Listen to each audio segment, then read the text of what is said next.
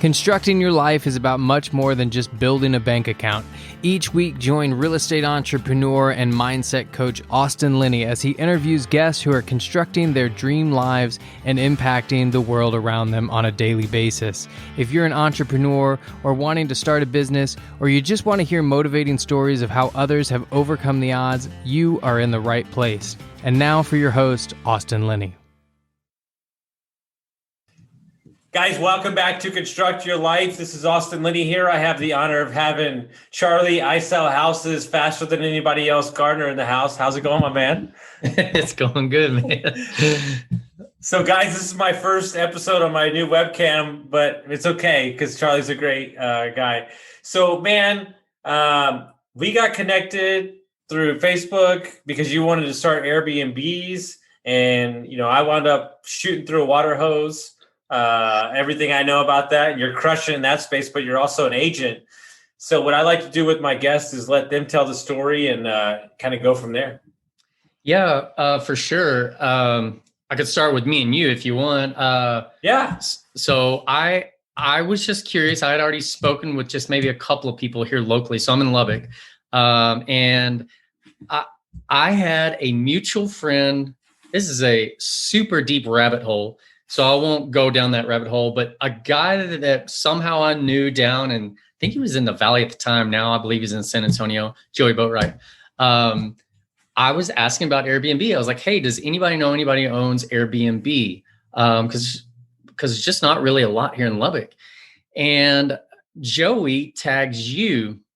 And next thing I know, I am literally I had so much information. I was like, Austin, I don't even know how to thank you. Like, this is going to take me a day to read through all this. Like, I'm not talking like, hey, yeah, you should just probably maybe go read this website. It was like, no, here's how many forks you need for your drawer.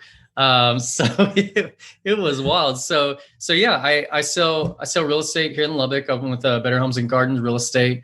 I've been a realtor since, it'd be June 2017.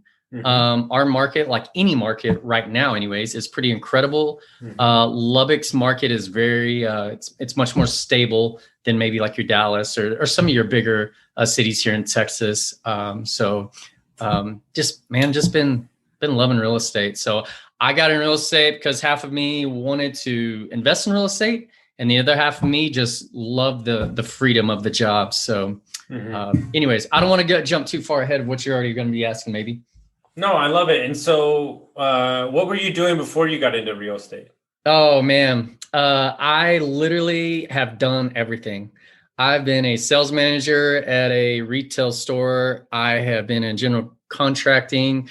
I have, I did like online e-commerce sales. I play in a band. I went to school for music, love music.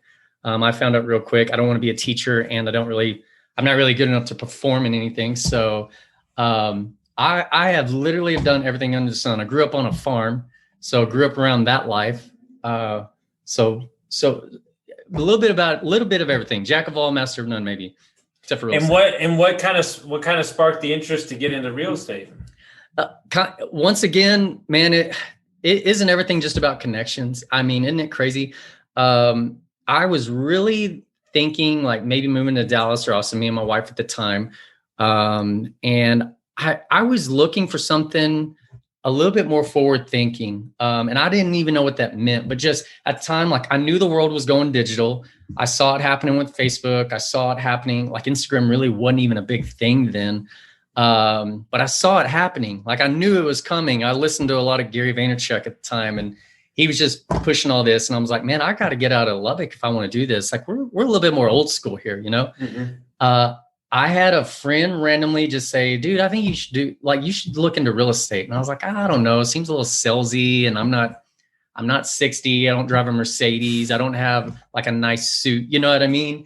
And a friend of mine introduced me to John here at the time we were Blue Realty.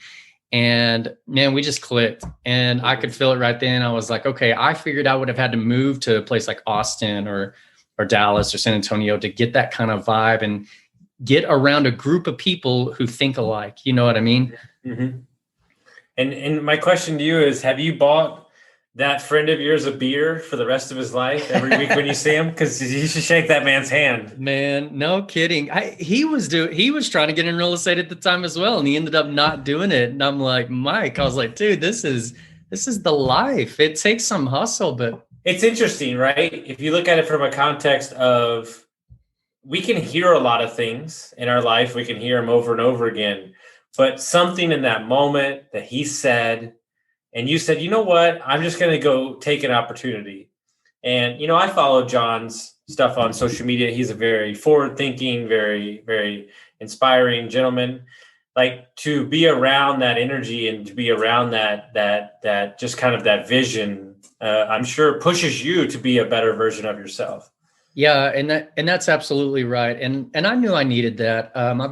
I've got a very outgoing personality. This whole COVID thing, we just got over COVID in my house, and we're still trying to get over it because our kids are still being left out of school because of it.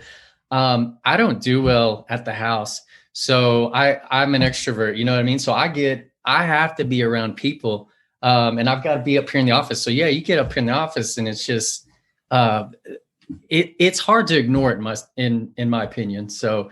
It definitely can rub off, especially if you just have that kind of mindset. You know what I mean? And so you got your real estate license. How did you get your first deal in real estate? So first deal was, I want to call it a fluke. It was just, that's kind of how it happens with everybody, right? Though, mm-hmm. The bottom line is, if you're not having a conversation, it's just not going to happen. It's going to take people a while to figure it out. My first deal was just happened to be with some friends of mine. They knew I was getting into real estate. I just came from working with them over to this. So that just kind of happened. But after that, it kind of slowed down a little bit. And from there, it was, in the beginning, every realtor, they have no excuse of why they shouldn't be just reaching out to everybody they know. You can do all these cool, like, I want you to talk to 10 people today, or I want you to talk to 5 people today, whatever your thing is. But really, in the beginning, you have nothing else better to do. You should literally be trying to talk to as many people as you possibly can. So I was going through, at that time, I was going through Facebook and just going down my messenger and just messaging people, not being salesy, just being like, hey, how's it going? So what I'm doing now, if there's anything I can do to help you, just let me know, and just leave it at that. And, so my second deal really came from that, and just happened to message somebody, and they're like, well, actually, I just started looking at homes today, but I got to sell my house first. And I'm like, hey, I can do both of those things. Mm-hmm. And then, so you told me that you wanted to get in real estate because you wanted to be an investor. You're getting going as an agent. When was your first investment, or what started that down that path? So I was when I was at the job before, when I was doing general contracting, I was in the truck a lot, just going to job sites and whatnot. And I was a big Dave Ramsey listener. I just loved the stories on there. At first, to me, it was funny. Then I realized real quick, wait a minute, that's me. Like, I need to be one of these callers on here. And as you may know, Dave Ramsey's huge in real estate. It's how he went bankrupt a couple of times, but since then he's learned how to do it in his version, the correct way. So I just love the idea of it. So when I got into real estate, that would have been June 2017. I think it was October 2018. So almost a little over a year later, John actually here at the office had a rent house, and he was selling, and it was just an easy transition, an easy setup. So yeah, me and my wife we kind of bit the bullet and just got into it. And it's rental's great. And how much is that? When you bought it, how much was that house cash flowing? So not a lot of cash flow in Lubbock, so to speak. It's just once again, very stable. We were cash flowing about $200 a month, which was great. My philosophy on it, and it's what I try to tell people, especially when you're looking to invest in here, like, hey, you're not going to cash flow huge numbers for every little house here. But at the same time, like, you're not going to see our market do this number. You know what I mean? We have never had a record of depreciation on record through the MLS in Lubbock, Texas. So we've plateaued a few times, but we've never had a year of depreciation in home values here. So just a very safe place to invest money. 2 to 4% appreciation every year on average. So it's amazing. I never even heard that before. That's the first for me. What was the second investment that you did? So the second is when me and you got hooked up. I was like, all right, I kind of want to get in this Airbnb game. And I talked to a few people. Then I spoke to you. After I spoke with you, I knew it's what I wanted to do, or wanted to try. That's what I love about real estate is, and this is what me and my wife have talked about quite a bit before we got into it. I was like, hey, here's the deal. Let's do it for a year. If we hate it, we'll turn around and sell it. Maybe worst case, we lost a couple of grand, maybe. I've invested in plenty of other things where I've lost a lot more money. You know what I mean? So, so that's how we kind of got started with that. You were a huge help getting me started with that. I actually had some short-term renters come in right before that. So that gave us time to set it up. And how's that going for you? Walk us through that experience. Well, it's been interesting. I will say that I bought an older house in an older part of town that was closer to the university, with the thought of, okay, when we have collegiate games here, whether that's basketball, baseball, football, mainly football, I'll be able to rent this out for quite a bit because it's so close. Well, COVID hits in 2020. We bought that in October 2019. COVID hits in 2020, and we didn't know what we were going to do at first. At first, we were thinking, well, you know what? Let's just turn it into rentals. Once again, so I love real estate. You've got so many options. It's like, well, we'll turn it into a rental. Well, happen to run into another short-term renter for 2 months. And then after that, man, it just started booking left and right. And as you know, Airbnb has stats on their host side. And at one point it said our booking rate in our area was up like 47% in 2020. So in the midst of a pandemic, people were like fleeing hotels and motels and everything. I guess from what it seemed like. And we were starting to see a lot of 1 week, 2 week renters come in, maybe contract work, all kinds of different job backgrounds were coming in. And because I've been there and I know I've heard enough stories. What was like, and maybe you did, maybe you didn't. Is there any part of you that said when COVID hit, well, damn, look what we did to ourselves. Like we shouldn't have done this. Like I'm such an idiot. Yeah, I did. Yeah. I was like, I knew that Austin was full of crap. No, we got into it. It literally started in February is when we finally opened it up. Had like 6 bookings right off the bat. And I was like, man, it's going to be awesome. And then we kept hearing about this virus thing. And I was like, yeah, whatever. There's always been bird flu or MSR or whatever, all these different, not MSR, but all these SARS and all these. I was like, I'm not going to be worried about it. I can't control that. You know what I mean? So, well, yeah, then comes the lockdown and everything. And I was like, oh, dang. So, yeah, it was a little scary. We weren't super host yet. We had no ratings. So it's like, how do you get started in the middle of a pandemic when you are a host you've got nothing to offer other than like, hey, this is just a nice place. And I got the perfect question. So what would Charlie sitting here today tell that Charlie? Chill out. Everything's going to be okay. I think I actually did a video on this. I did a video like it is now, here we are in what, January, whatever, 2021. The world is not going to come to an end. Like most investments, hey, it's going to be okay. Well, ultimately, you here's the kicker, and this is the rub, right? And you'll love this. We as people understand the investment we're getting into, and the moment that the investment is not exactly like we thought it would be, we start losing our shit. We're 100% clear on what we're walking into, but we question our mental fortitude the moment that a pipe breaks or something goes wrong. You're right. And I needed, and to be transparent, like it was more work than I thought it was going to be. It really was. And I even had somebody try to tell me that before. They're like, hey, just know it's probably not going to be as profitable. Everything always looks good on paper. It's probably not going to be as profitable as you want it to be. And it's going to be a lot more work than you probably think it'll be. And in the beginning, that was all true. I've now thankfully have got a groove and I've got a system in place, thanks to you once again, to where I rarely go over there now. And so just so I can understand for my listeners, you got the 200 cash flow on the regular rental, the first one you bought. This is what I get asked all the time. Sure. I know Airbnb is not a straight number all the time, but on average, what do you think the cash flow is on the Airbnb unit? I'd say on average around $400 to $500. Obviously it fluctuates. And what does that extra little money do for you in the investment world?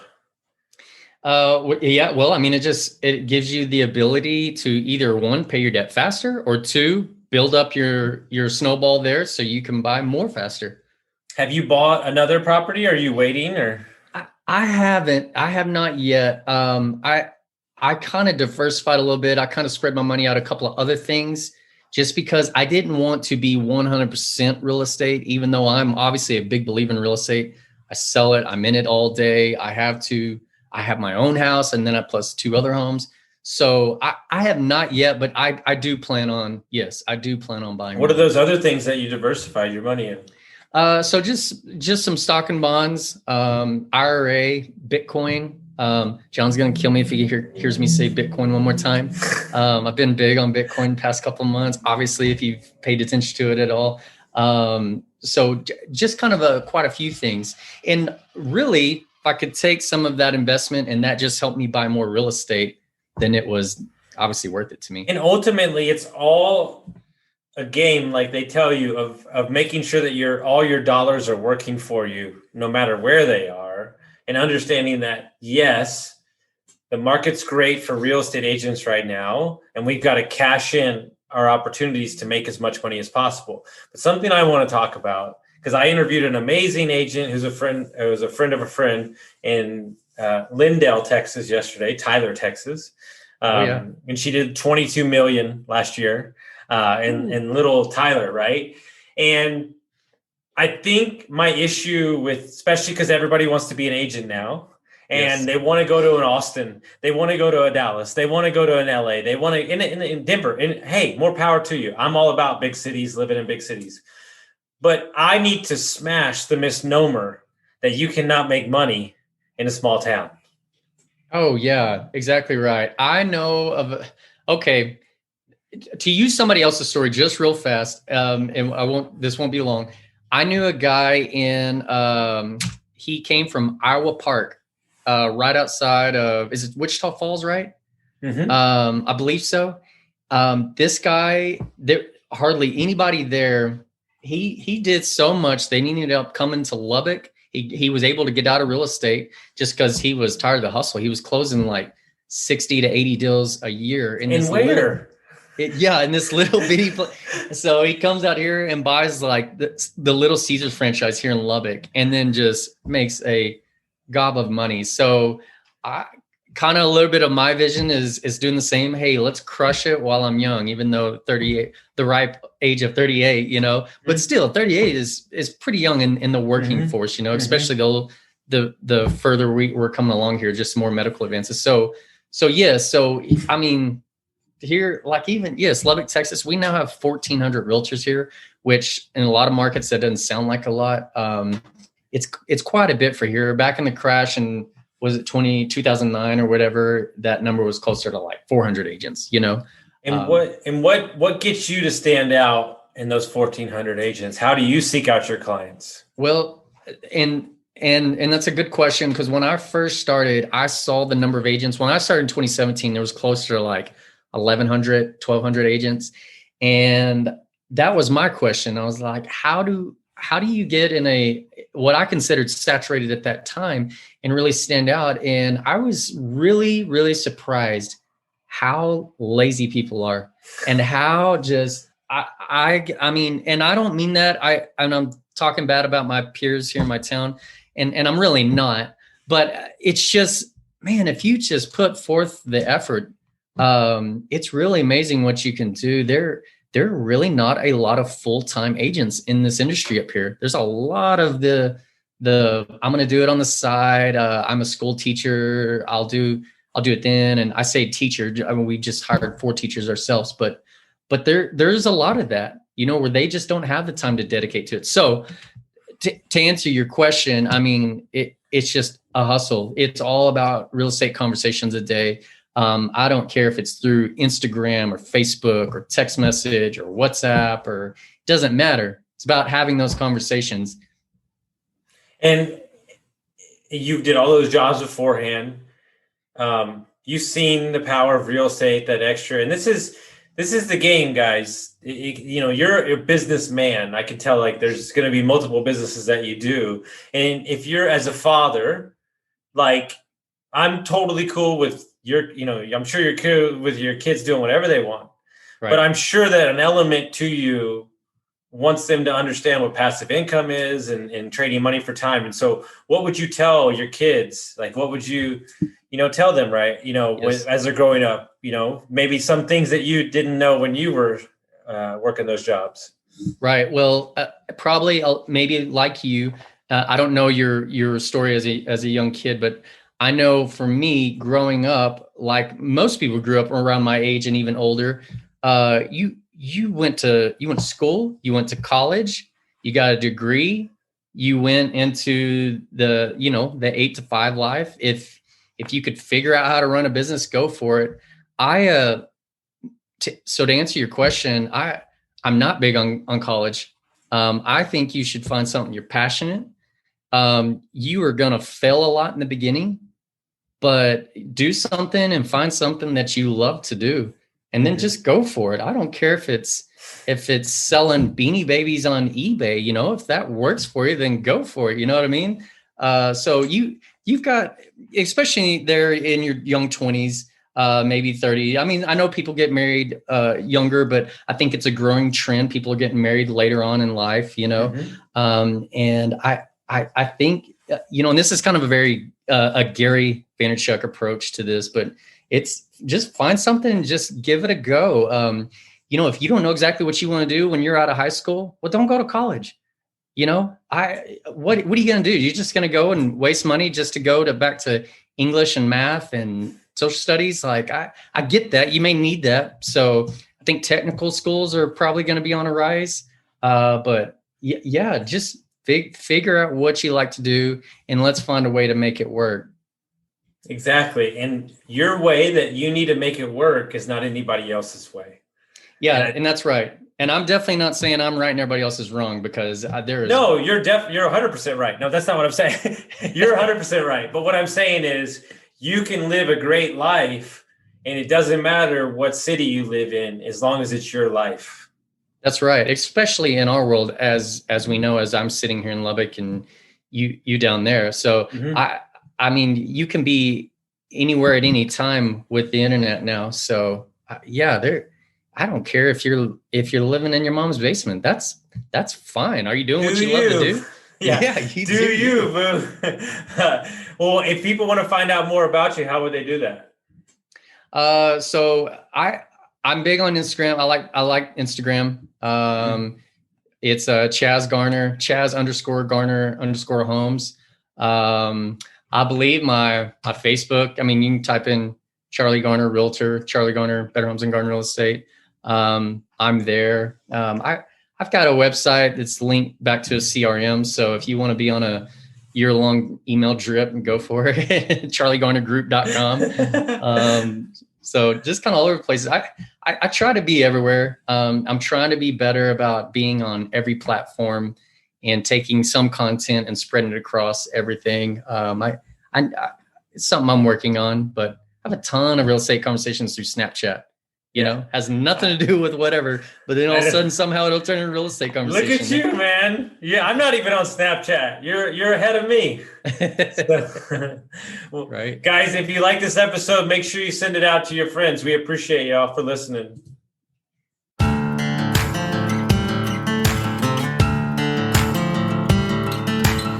Thank you for listening to Construct Your Life with Austin Linney. If you enjoyed this episode, be sure to rate, review, subscribe, and pay it forward by sharing with a friend. Most importantly, take this opportunity to start constructing your life by taking immediate action on what you learned. For show notes, resources, and more information on one-on-one coaching with Austin, visit constructyourlifepodcast.com.